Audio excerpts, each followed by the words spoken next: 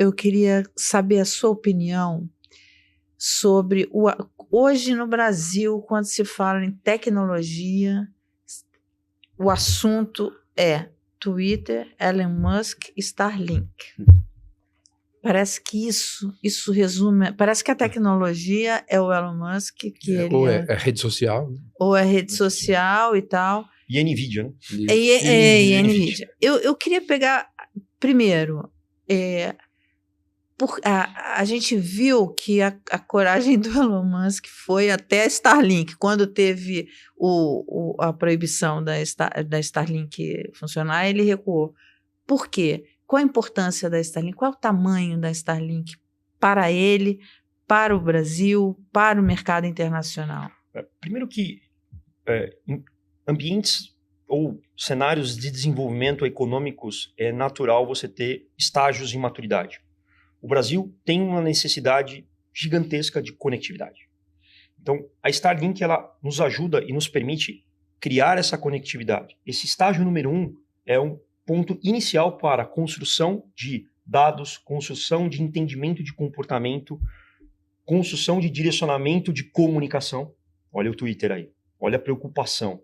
Por quê? Uma fala de alguém relevante, obviamente, ele acaba trazendo um direcionamento de alguma forma. A pessoa acreditando ou não, tá ali uma opinião. Você já teve ações que caíram e subiram com postagens do Twitter. Então, a Starlink ela é relevante, muito relevante. Nós temos um problema crítico no país de infraestrutura. Eu provoco vocês. Sai daqui a 100 quilômetros do estado, maior cidade da América Latina, se cá uma das top 10 do mundo em termos de PIB, você tem um problema de conectividade, sinal. Um exemplo de uma aplicação que vai despontar nos próximos anos, já no curto prazo, no resto do mundo, e que aqui, por conta da falta de infraestrutura, você tem uma grande dúvida de se e quando, por exemplo, o veículo autônomo. Como é que você vai ter a segurança necessária para trafegar nas rodovias? Não estou falando, obviamente, dentro da capital, mas nas rodovias, se você não tiver redes confiáveis que garantam essa não precisa muito. 5G sem torre, não... Exato, pessoal. E aí você tem uma companhia que ela sobe a nível de tentar suprir essa deficiência. Suprir uma deficiência. Então, quando você vai para regiões que não são desenvolvidas, que é a grande maioria do nosso país, ela tem uma necessidade muito relevante de estar conectado, de ter ali essa possibilidade e de um custo que ele vem barateando. Quando a Starlink chegou no Brasil versus o que ela tem hoje. Então, tem uma relevância para o país, para uma sociedade. Exemplo, ensino à distância. A gente tem uma deficiência de mão de obra, de infraestrutura para levar o conhecimento que é absolutamente necessário para esses pontos distantes do país, que pode ser suprido com uma infraestrutura de tecnologia como essa. Excelente ponto, Marcelo. E aí você tem uma carência disso, você, de fato, não se torna competitivo, nos coloca uma sociedade economicamente produtiva para essa nova economia que está surgindo, que é inteligência artificial, que é dados, que é social, que é uma internet, né? Quantas pessoas sobreviveram vendendo pela internet? E aí eu faço um paralelo do medo que as pessoas têm na inteligência artificial. Quando surgiu a internet, eu me lembro que as pessoas tinham medo. Os próprios jornalistas, não, vai tomar meu emprego, como é que vai ficar aquela briga, inclusive do Yahoo, né? Com os jornalistas e com o Google e uma série de coisas. O que eu posso aqui falar com propriedade, dito desenvolvendo esse mercado há mais de 15 anos, é que a capacidade evolutiva dessas tecnologias, ela só aumenta. A complexidade é a mesma coisa. O que existe aqui é uma adaptabilidade social, educacional para desenvolver, manter, suportar e, obviamente, criar diferenciais competitivos que o nosso país e a nossa economia e a sociedade precisa. Então, eu entendo que esse mundo que a gente está vivendo é um reshift.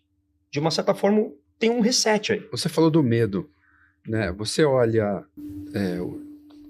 os textos, né, que vêm sendo publicados a respeito das implicações das novas tecnologias sobre mercado de trabalho, empregabilidade.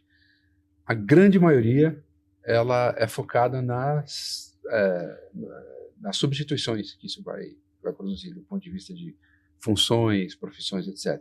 Tem muito pouco, até em função do desconhecimento, né, do futuro do potencial, mas você tem muito pouco analisando as oportunidades.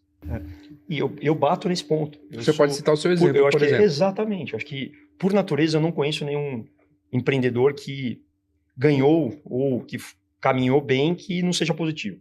Naturalmente, a gente precisa ser positivo, né? Então, isso é uma das coisas que eu levo. A gente precisa ser positivo. Dito isso, olhando e desenvolvendo esse mercado, estão surgindo outras aplicações ou outras necessidades de conhecimento para aplicar, que foi o mesmo paralelo que eu vejo de ciclo da internet.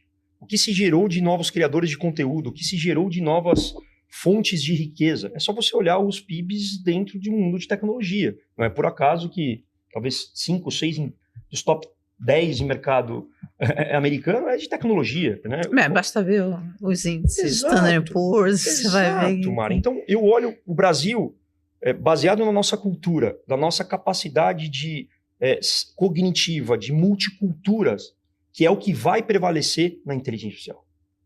Então, aqui tem uma grande oportunidade para nós nos abraçarmos e nos desafiarmos para esse desenvolvimento, para que coloque a gente competitivo dentro dessa economia. O grande gargalo é a educação. Esse é o tipo de solução tecnológica. Tudo, né? Diferentemente, por exemplo, da migração, lá, voltar um século atrás, mais de um século atrás, migração do campo para a cidade, do campo para a cidade, quando você só precisava, para aumentar a produtividade do trabalhador, dotar ele de uma máquina, não necessariamente você precisaria de grandes investimentos, não se precisou de grandes investimentos de capital humano para que ele fosse capaz de operar na manufatura. Agora a gente está falando de coisa muito diferente. Para você se beneficiar de fato das oportunidades que vão ser geradas, a gente vai ter que ter um investimento grande e acelerado em capital humano.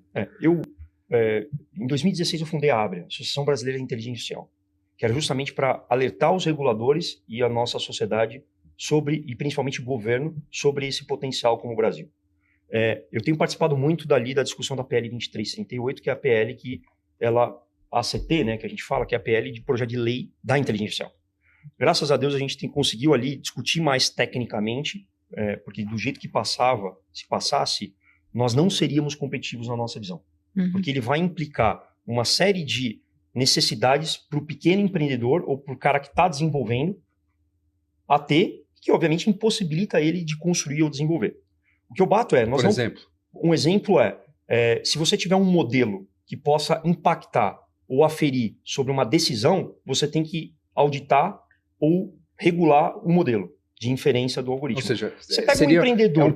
É um PL que colocaria essa nossa, que é um lado ruim da nossa cultura, um pouco dessa nossa cultura de intervencionista como uma barreira à disseminação da tecnologia. E num país que precisa se desenvolver. Demais. Então, que, na verdade, na construção de um PL, você tem que ter os diversos atores participando para poderem colocar certas coisas, porque também não dá para você liberar uma coisa. Agora, eu queria voltar um pedaço. Você falou bastante da importância, e de fato da Starlink levar essa conectividade, enfim, a lugares que a gente não... Enfim, que esse país enorme tem lugares que não tem acesso. E para a Starlink, qual a importância do Brasil para a Starlink? Diversidade. Acho que a gente tem um país, mais de 200 milhões, 220 milhões de pessoas, multicultura, de uma região que biotecnologia é uma coisa game change para o mundo. Quando a gente está falando de capacidade energética, o Brasil na minha visão, um líder dentro dessa migração energética que a gente vive, ou dentro dessa interoperabilização de vários tipos de energia. Qual é a discussão que a gente está tendo hoje no mundo de tecnologia? A capacidade do planeta de ter energia o suficiente para esses grandes data centers, para esse grande processamento que está acontecendo, e isso aumenta.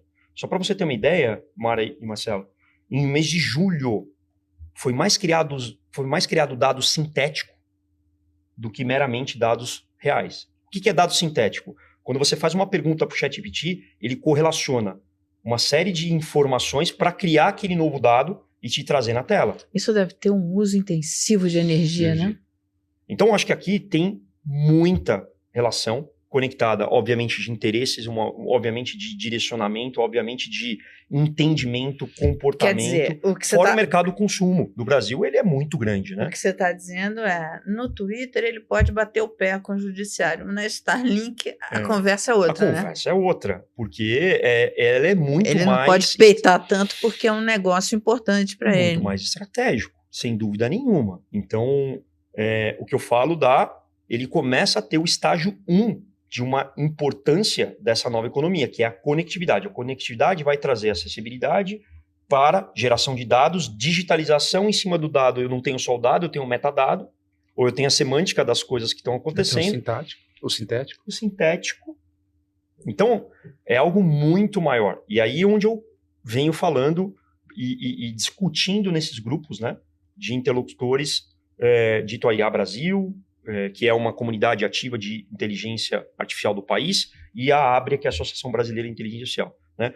Nós não podemos pegar um fator de uma regulamentação europeia, como fizemos com a de dados do país, onde é uma economia muito mais evoluída do que a nossa, tem ali um objetivo de se proteger, renda per capita, é uma população que está envelhecendo, é uma população que está...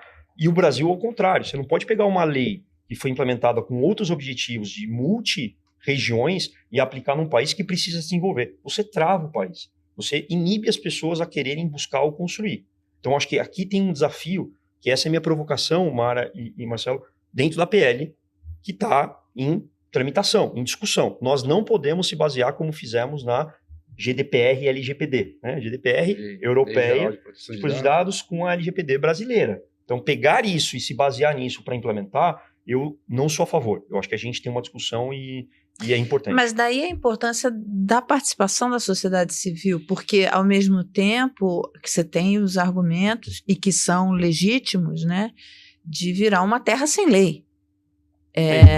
E você, enfim, ter crimes ali que você que podem ser muito ruins e muito difíceis. Quer dizer, é importante, então, a participação da sociedade civil ativamente na construção desse PL, né? Total. Isso, e eu vou alertar um pouco mais, tá, Mara?